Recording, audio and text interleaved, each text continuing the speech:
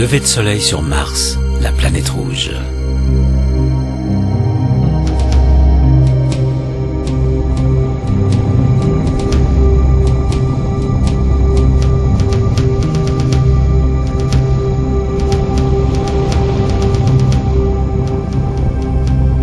Mars est fascinante, et c'est sans conteste la prochaine planète que l'homme va conquérir. Elle fait un peu plus de la moitié de la taille de la Terre, et beaucoup de points communs les rassemblent. Mars a une atmosphère, des saisons, et un jour qui dure 24h30. Mais hélas, il fait un froid polaire sur la planète rouge. Sa température monte rarement au-dessus de 0 degré. Le Soleil est à une distance moyenne de 228 millions de kilomètres, et il faut à Mars 687 jours pour parcourir son orbite.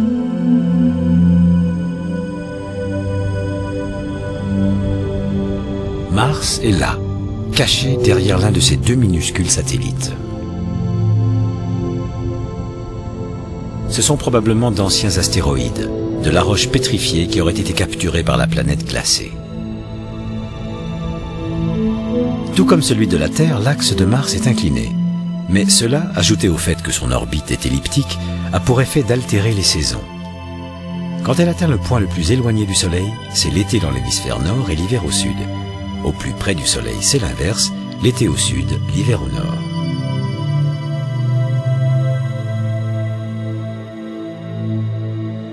Au pôle Nord, la calotte glaciaire augmente au cours d'un hiver relativement doux et court. Et elle rétrécit au cours d'un été relativement frais et long.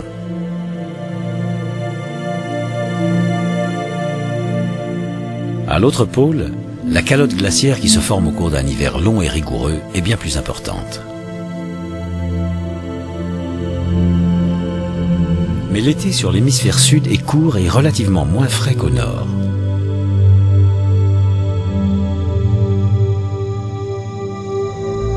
Sur le plan géologique, Mars se divise en deux. Au sud, on trouve d'anciens cratères. Au nord, des plaines de lave plus récentes. Les premières images de Mars datent des années 60. Elles ont été prises par les sondes Mariner.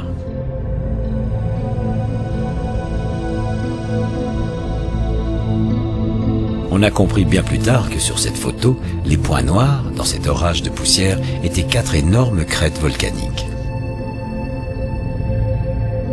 Quand des orages de poussière s'abattent sur Mars, ils peuvent durer des semaines. Ils recouvrent toute la planète.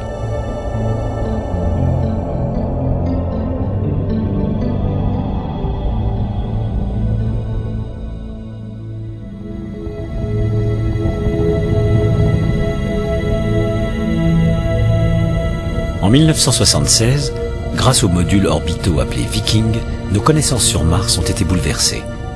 Ils ont révélé la présence de glace souterraine. Est-ce que l'impact qui creusa ce cratère aurait pu répandre de la glace fondue tout autour?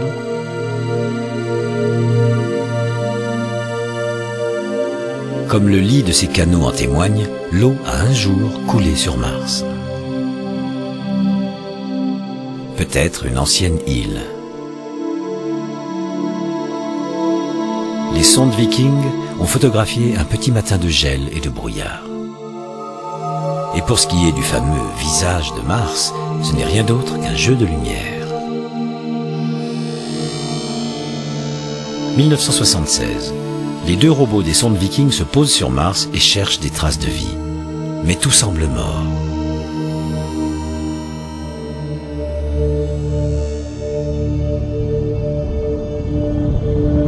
Pour avoir un ordre de grandeur, prenez le continent nord-américain.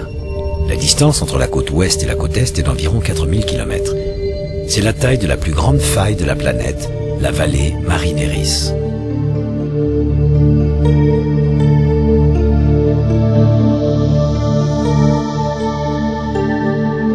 Approchons la surface d'un peu plus près. En parcourant les cratères de l'hémisphère sud, nous survolons la plus grande faille géologique de tous les systèmes solaires, la vallée Marineris.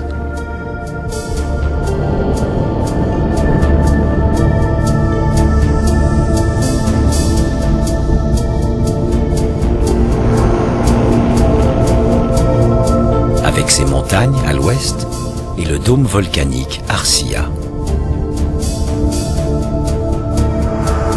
En voilà un autre, appelé Pavonis. Et puis un troisième, Ascreus.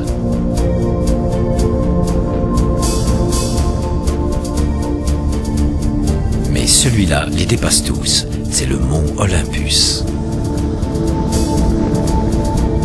S'élevant à plus de 27 km, le mont Olympus est 3 fois plus grand que le mont Everest. Ces falaises à elles seules font déjà plus de 6 km de haut. Le mont Olympus est le plus grand volcan de tout le système solaire.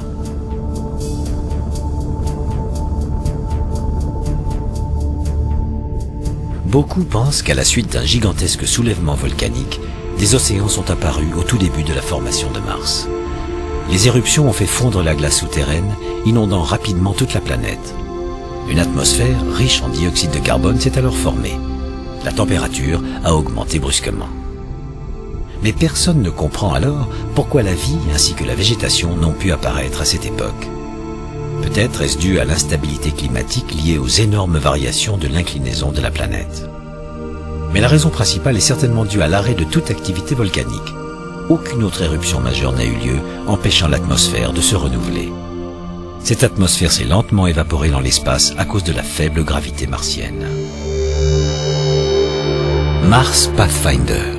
En 1997, il se pose sur une ancienne plaine inondée.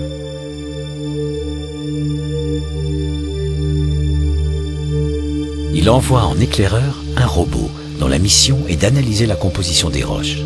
Les résultats sont étranges. Apparemment amenées par d'énormes déferlantes d'eau, les roches sont d'origines diverses. Certaines sont volcaniques, semblables à celles qui se sont formées dans les océans sur Terre. Ces roches proviendraient-elles du lit d'un océan martien ?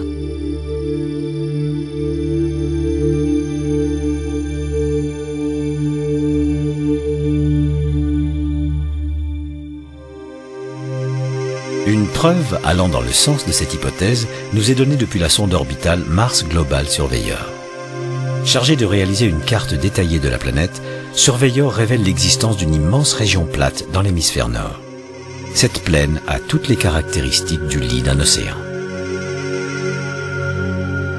Contrairement à l'époque où l'eau coulait sur Mars, la planète rouge est aujourd'hui un désert glacé, incapable de retenir l'eau liquide.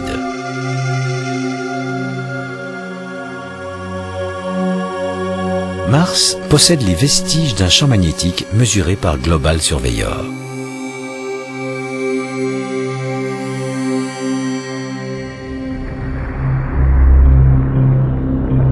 Destination Mars. Avec le succès de Pathfinder et de Global Surveyor, d'autres missions régulières ont été programmées. Chacune aura un module orbital accompagné d'un atterrisseur. Ce vaste programme a été nommé le Mars Surveyor Programme. Son objectif est de comprendre l'histoire de l'évolution de l'eau de la planète. Beaucoup de scientifiques pensent qu'elle existe en abondance, mais sous forme de glace souterraine. Le module orbital doit relever le tracé des canaux et avec un code couleur, cartographier les données géologiques.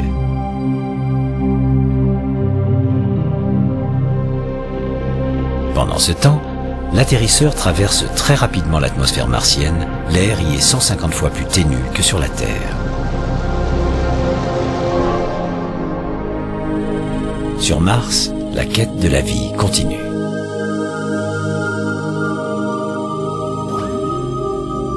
Des microbes peuvent-ils survivre ici, sans chaleur et sans eau? Et l'homme, pourra-t-il un jour vivre sur Mars, dans ce monde de poussière?